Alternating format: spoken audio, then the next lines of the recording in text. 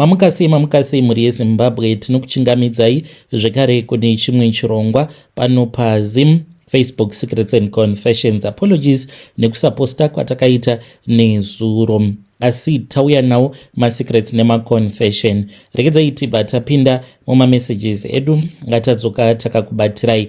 Message yedu yekutanga yakamira sekudai so: hanzi makadi zvenyu mukoma, please post my story makavikawo chitupa changu. Ndauyawo pano ndiine confession yangu iyo yandiinayo yandakatambwa nemukadzi wangu kuUK. Ndakadzoka ndisina chinhu after 10 years mushure mekunge ndashanda nesimba kuUK. Mukomana kana denga, kana kuri kunzi denga ririko revakadzi, ini ndinobheja kuti hakuna denga revanhukadzi.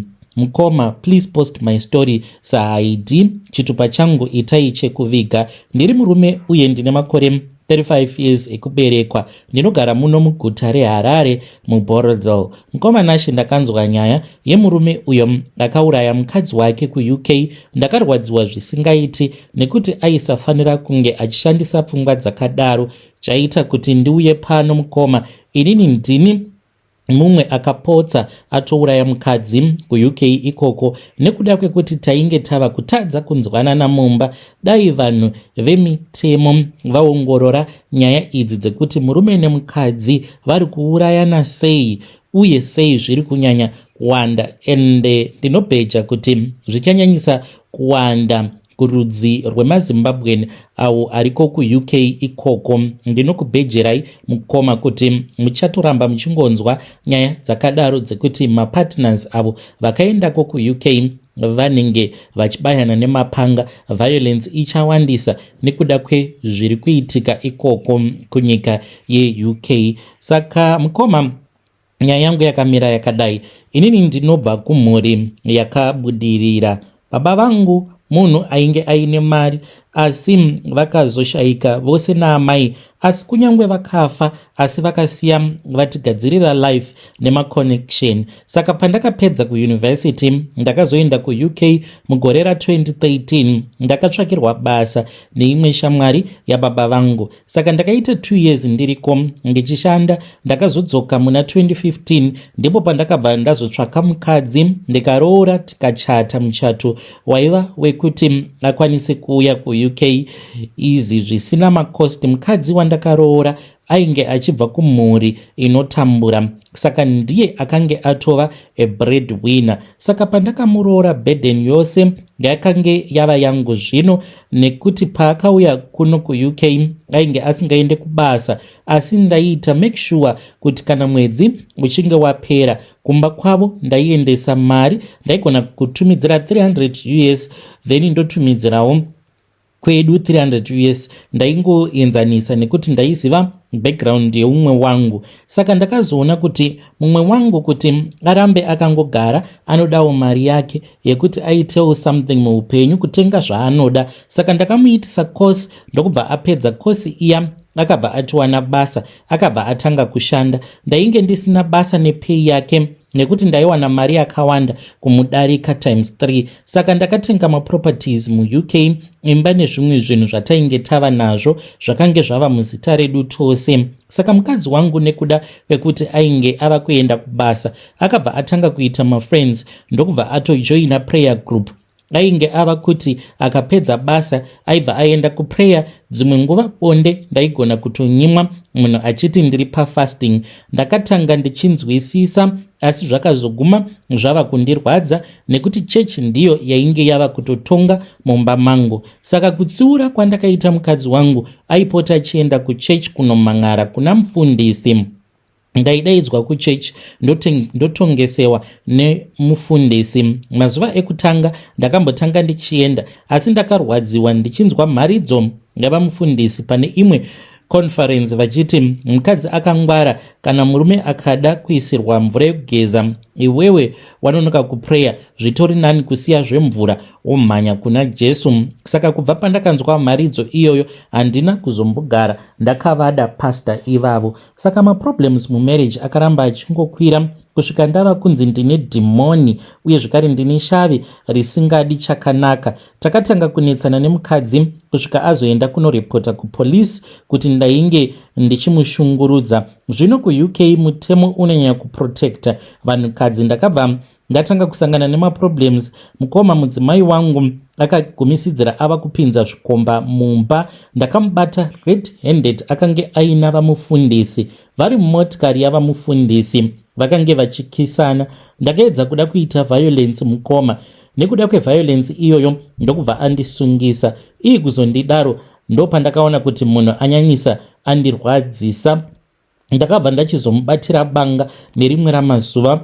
Takati takarara, ndakangomuka ndikamutarisa munhu ndikati ehe, kugara takagara tiri tose zvedu, but munhu ava kushandisa maadvantages ekuti ndava kuda an open marriage. Ndozvaakange ava kundiudza. Akange achiti I want us to have an open marriage. Saka ndakabva ndati iri bo, hapana problem. Ndaifungidzira kuti kutamba, ndichiti hakuna mukadzi anofunga angada kuti tinge tichiita zvakadaro.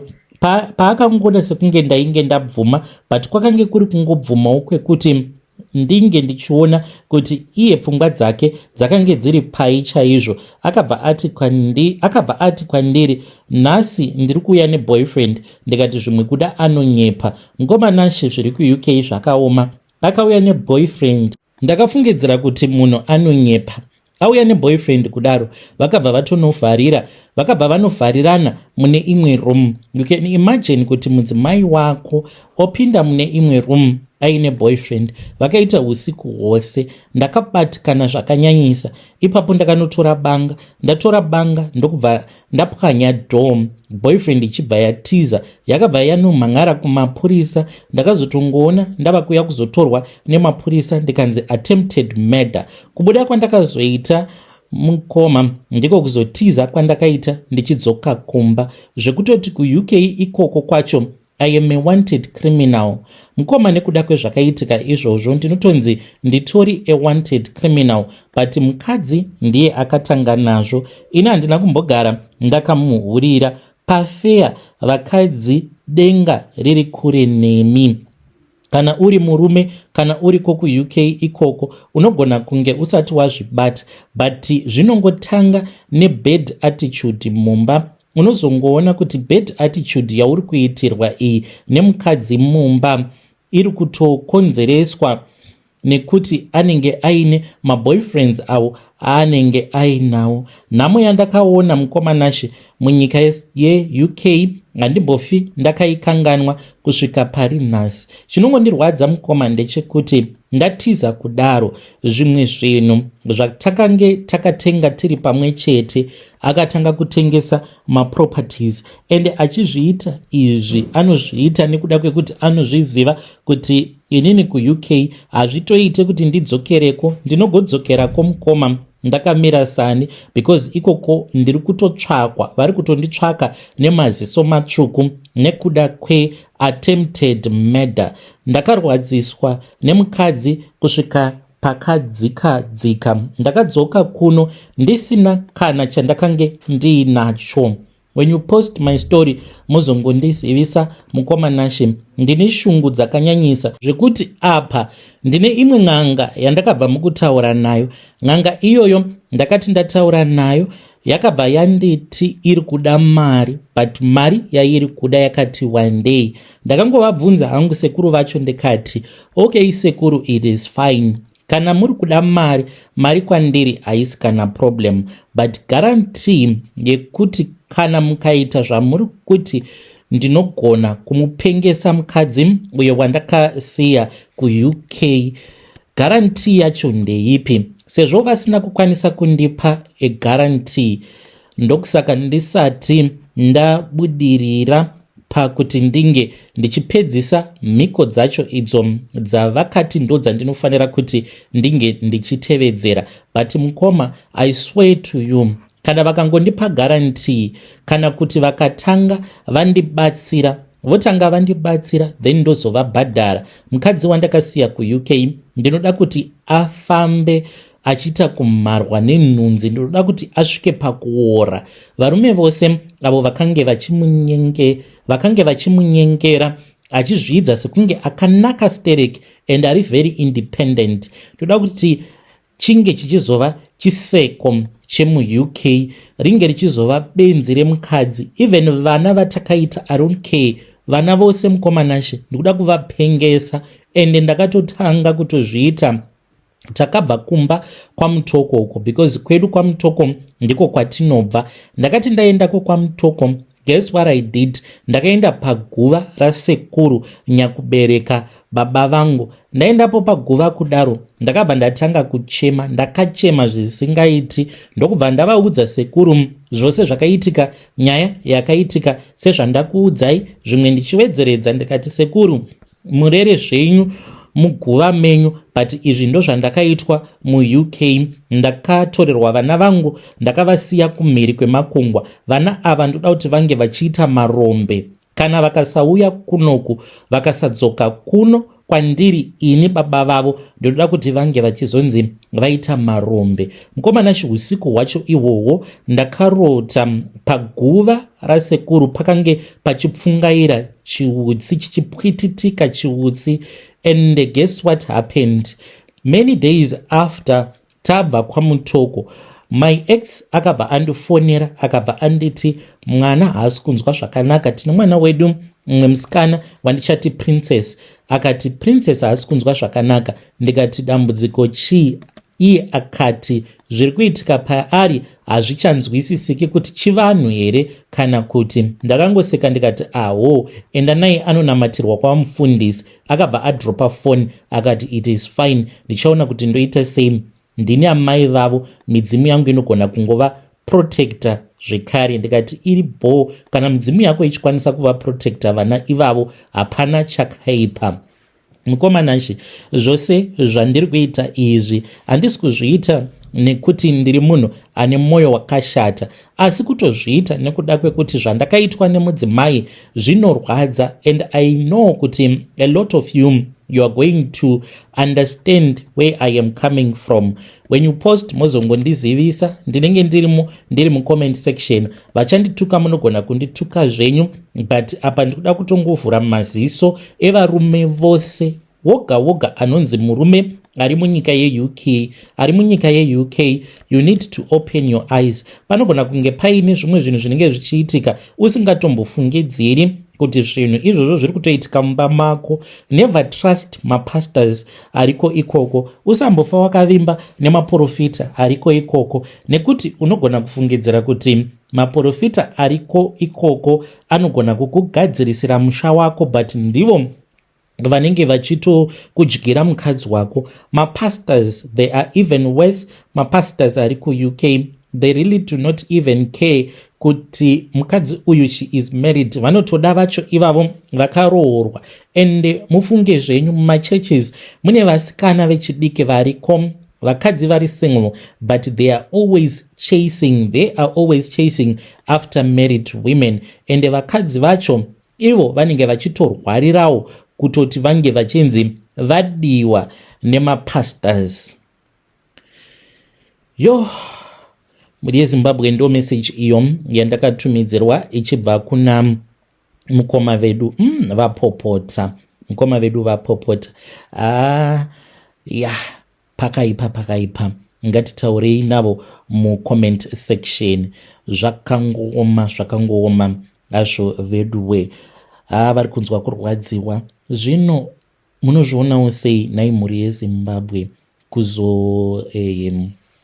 kuzotanga kupengesa nevana vako? Hanzi vana vangu ndoda kuti vange vachipenga, vanofanira kuti vange vachipenga kusvika vadzoka kunoku kuZimbabwe.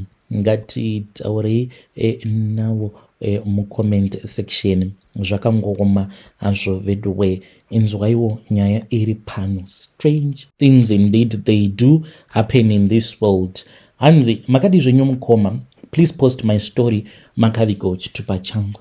Kusangana kwandakaita nembinga yangu munyika yeSouth Africa mazuva awo pandakange ndichiriko kuSouth ndakazodzoka kuno kuZimbabwe ndichirwara. Ndakadzoka kuno kumukoma kana vanhu mubhazi vakange vachinditya. Vanhu vaifungidzira kuti maybe ndinogona kutongofa anytime. Ndakabva muCape Town kusvika muno muHarare mukomanashe ndakange ndakaradzikwa mupassage. Ndakatengerwa chifoam rubber zviya zvakaita zvidiki chikawaridzwa mupassage. Ndakange ndakarara mupassage imomo. Taiti kana kuri kunzi panenge pari parecess bhazi rambomira vanhu vaitongondijamba. Ndakange ndisingagoni kana kuita sei. Kurwara kwandakaita mukoma ndakarwara kwenguva pfupi but ndakasvika pakuita kamunhu kadiki diki kudzoka kuita kamwana kadiki. Apa ndakange ndiri munhu ainge ari mugiant. Ndainge ndakasimba ndiine macurves, ndiine muviri wangu wainge wakanaka. Kuenda kwandakaita kuSouth Africa mukomanashi inini ndakange ndiri teacher kudaro ndakabva ndachizoroorwa nemumwe murume akange aine mari. Baba ivavo vainge vagara vari married zvavo, vainge vachigara muAvondale. Saka vakabva vandichiva, vaipota vachiunza mwana wavo kuma-extra lessons. Saka vakatanga kundichiva vachindinyenga, asi ndainge ndichivaramba. Vakazonditengera motikari ndikabva ndavabvuma. I knew kuti he was a married man, but ndakabva ndati ungamuwana kupi murume wekuti anongokutengera motikari yekuti ndide, kana ukandida I would do something big for you. Ndakabva ndabvuma. Saka ndavabvuma kudaro takabva tatanga kufambidzana. So ndakasvika pakuvaitira mwana, but chihure chainge chiina baba ivavo chainge chiri very serious. Ndakati zuva randakazobata foni yavo mukoma ndakarwadziwa kuchema. Vaita sekunge munhu anoekta mapono.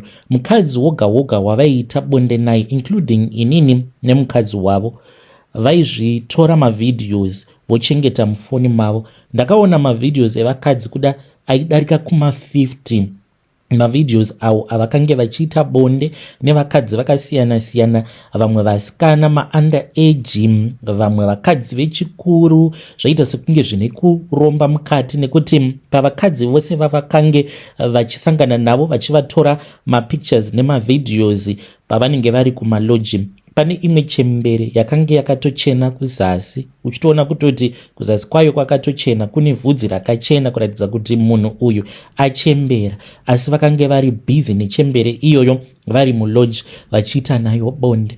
Ndakachema mukomanashi. Chandakangogona kungoita ndechekuti ndakangoudza mai guru kuti ini murume wenyu ndamutadza, ndazvikoniwa ini. Amai guru vakaseka vakabva vati nhai mainini makuda kundisiya ndiri ndega ndichifa nestress. Ndaitofara ndichitoti tatowanda tinenge tichitapurirana stress. Ndopandakabva ndasiva kuti kana ukaona mukadzi asingarambi kuti murume wake anga achitora umwe mukadzi, anenge aine zvaanenge akaona pamurume wake kuti munhu uyu haumbofi wakamukontrola kana kumugona. Ndakasvika pakubva ndokubva ndachizouya kunoku kuSouth Africa. Ndaenda kuSouth Africa ndakatanga kugara muJoburg, fast forward ndokubva ndaenda kuCape Town. Nekuda kwebody figure uye zvekare nekutsvuka vanhu vaingonditi muxhosa.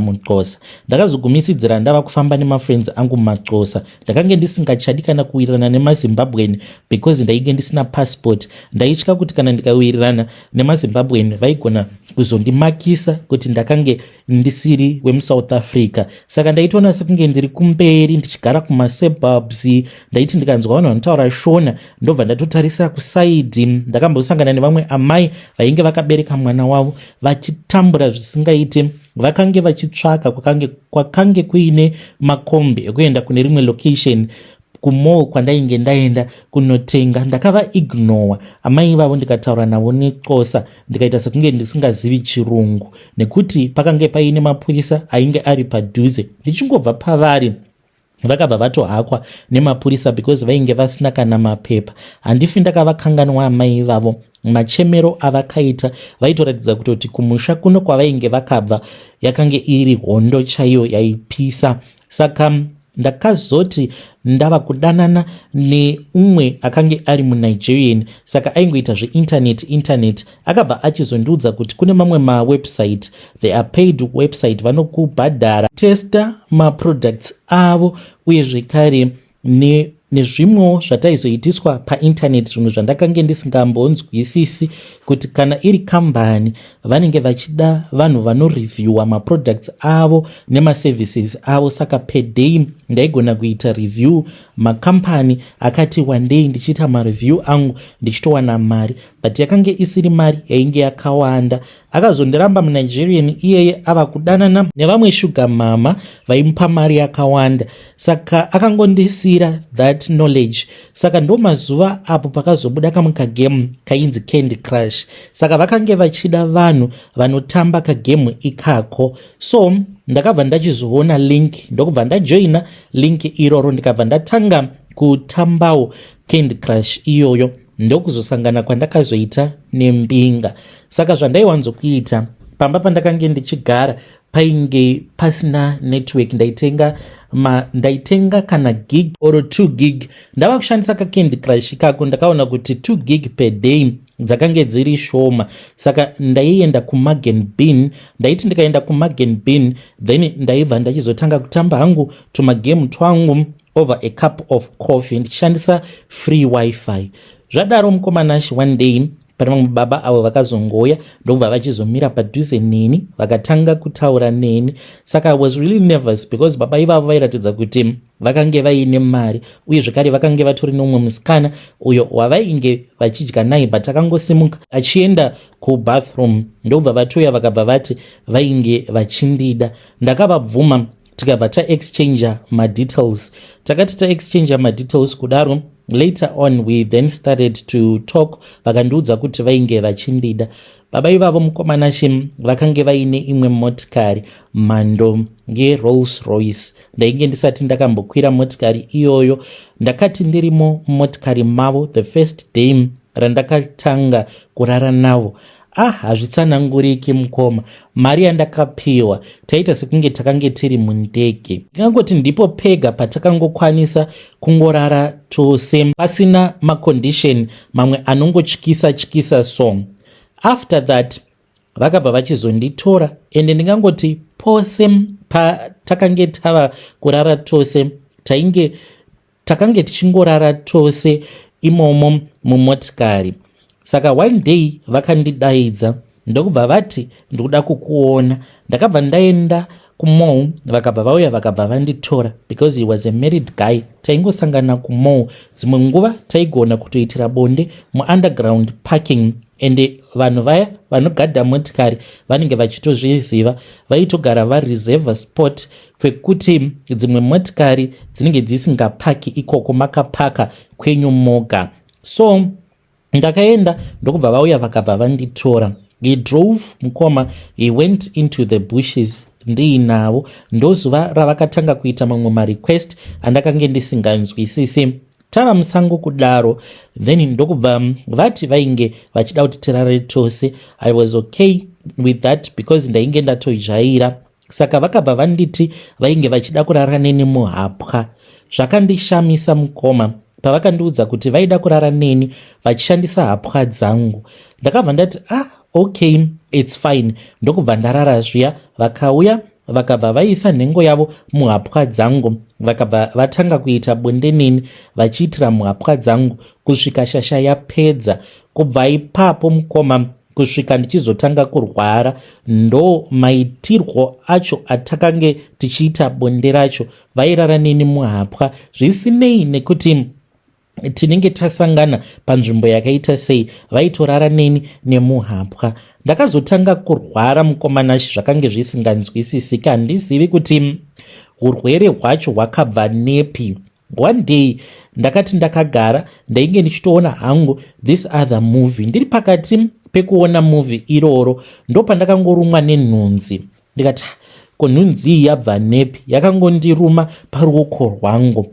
Pakatanga kuzvimba sezviya zvinoitika kana kuri kunzi ukarumwa nenyuchi kana kuti nemago. Ndo zvakaitika mukoma. Ndakatanga kuzvimba apo pandainge ndarumwa. nenhunzi iya pasina kana nguva vakabva vandifonera vakabva vati vainge vachida kundiona. Ndakabva ndati it is okay. Vakabva vauya vakanditora ndokubva varara neni. Mukomanashi zvavakaita vapedza vakabva vatora urume hwavo vakatanga kuzorera panzvimbo paya pandainge ndarumwa. Ndakange ndisina chekutaura mukoma because mari ndakange ndichida. Mazuva acho iwavo vainge vachangobva kundivhurira boutique muSouth Africa muCape Town imomo. Saka ndakangoramba ndakangonyarara, but kwandiri ndakaona sekunge chakange chiri chisamiso kuti murume anoitira muhapwa obva atora urume hwake obva akuzora apo paunenge wamuratidza kuti baby hona ndakarumwa nenhunzi, taraone kuti pari kuzvimba ende bundu racho rikuita sekunge mukati mune chinhu because bundu racho rainge rakaomarara. Ndaiti kana ndikarisvina ndoita sekunge ndava kutosvina nyama nekuti rakange risingabudi hurwa, rakange risingaite sei. Saka pandakamuratidza kuti baby hona tava panguva yemutambo webonde ndipo paakabva atanga kuitira mabasa ake iwawo pachironda ichocho. Ndakazotanga kurwara zvakaomarara mukoma, yakatanga ichita sekunge flu, ndikatanga kuchaya, ndakapedzisira ndava kuchaya ropa, ndakachaya mvura kusvika ndava kunzwa kuti ndadurura mvura yose yemumuviri, hamuchina kana chinhu. Ndaiti kana ndichimuka zviya ndaitoita zvekutobatwa nefrendi yangu umwe wandakange ndava kugara naye ainge ari muXhosa. Vakaona kuti munhu uyu anogona kufira mba. maXhosa aya ndopavakabva vachizondibira mari. Mumwe wacho akatiza akadzokera kuEastern Cape. Apa mumba ndakange ndiine mari yaitosvika kuma37,000 kuzobhuroka kwakazoita boutique. Ndakazongosiya ndisina kubhadhara kana renti, ndikasiya stock. Ndakazongonzwa zvichingonzi vasikana avo vakange vachishanda muboutique mangu vakazongotorawo hembe vakatengesa mushure mekunge vaona kuti ini ndiri kurwara. Apa ndava kutoendeswa kumba zvekutonzi munhu ngaachitiza because marentals ainge akatarisana neni, zvimwe zvikwereti zvandaiva nazvo zvainge zvakatarisana neni. Saka hama dzakangoona kuti munhu totongomisa mubhazi kuzodzoka kwandakazoita kuno kukuzimu. Tichidzoka mukomanashi ndiri mubhazi ndaitomharwa nenhunzi zvekuti vanhu ndaitowanzwa vachitaura vachizevezera, vamwe vakange vari padhuze neni. Vanhu vaitotaura kutoti munhu uyu haaponi. Ukangoona munhu anorwara anenge achinzi ari kurwara ava kutanga kumharwa nenhunzi, so zvinoreva kutoti zvinenge zvakatoendwa, munhu anenge atofa nechikari. Ndaitanga kuchema, ndaigona kungozvifukidza musoro wangu, ndobva ndatanga kuyeredza misodzi, ndobva ndati saka zvinoreva kuti vanhu ava vari kutozviona kuti inini ndiri kurwara. Saka zvavari kuona kuti ndiri kurwara kudai, saka zvichazovei? Ko mwana wangu wandakazvara, ko vabereki vangu vachazogona here kuzosara vachiriritirawo mwana wangu? Ndakazonamatirwa nevamwe amai vavo vakakwira bhazi paBeatrice. Saka pavakangopinda mubhazi vamwe vanhu vakange vachiri standing vakangonditarisa, ndokubva vauya vakabva vaitaka kugara padhuze neni vakandibata musoro wangu. Pavakandibata musoro wangu ruoko rwavo rwaita kupisa mukoma, ndopandakatanga kudikitira. Ndakanzwa sekunge ndakange ndava kutoda kutofa because BP yangu inoita sekunge yakabva yashuta because pavakandibata panzvimbo pavakandibata ipapo ndakanyatsokunzwa kuti pakasara pachiita kupisa. Pavaindinamatira ndakatoti kwavari musandidaro, ndiri kunzwa kutsva. Vakatowedzera kutoramba vachitonamata. Vamwe vanhu vakange vakagara padhuze nevamwe vaindinyeya pavakanzwa ndichiti musandidaro because ndiri kunzwa kutsva, I think vakabva vatoziva kutoti idhimoni rainge richitomanifesta. Vanhu vakatanga kunamata vakanamata but handingati pane miracle yakaitika ipapo yekutoti vanhu vakaona because ndakange ndava kutowedzera kuita sekunge munhu ava kunyanyisa kurwara zvakanyanyisa. Ndazosvika kumba mukoma ndopandakatanga kutonzwawo appetite, kutanga kudya. Ndakanwa 2 liters yemvura mukomanashi panguva imwe chete because ndainzwa kuti pauro pangu painge pakaita kuoma. Ndakazoendeswa kuchechi ndikanonamatirwa, asi muviri wangu mukomanashi zvandainge ndimbori before nezvandava patori nemusiyano. Kune vakadzi vanofarira mbinga, vanoita zvekudheita mbinga dzamunenge muchisangana nadzo mumaklabhu kana kuti wherever. Just be careful. Vanhu vanoshandisa mishonga kunzouku. Murume iyeye kurara kwaaita neni, another woman will never believe kuti ungabvuma kunzi unorarwa muhapwa wakatovharira nhengo yemurume muhapwa achisiya muviri wako wose. But zviri spiritual. Panguva yacho ndakagumisidzira ndava kutozvifarira pazvakange zvichiitika. Handikwanisi hangu kutsanangura zvose mukoma zvaiitika panguva yacho iyoyo because zviri explicit, but zvakagumisidzira zvava kutondinakidza. Iko zvino zvindikanzwa munhu anoti ndine mari ndinokuda, ndinongoti zvide iwe nemari yako, because mari yausina kumbogara wakashandira unoidya nemuseredzero. Mhuri yeZimbabwe ndo meseji iyo yandakatumidzirwa ichibva kuna vanzvadzi vedu naimi kozva zvakangooma hazvo vedu we. Strange things indeed they do happen in this world. Zvakaoma. Variwo vateereri ndo mamessages avo andanga ndakakubatirai. Ngatisanganei zvekare mune zvimwe zvirongwa zvinotevera.